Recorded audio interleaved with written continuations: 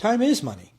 Every minute that you spend is going to cost. I want to talk about what is the cost of going it out on your own, to doing it by yourself, to not using somebody to help you.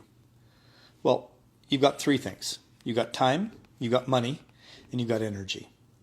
Time, the amount of time it'll take you to create something from scratch involves testing, measuring.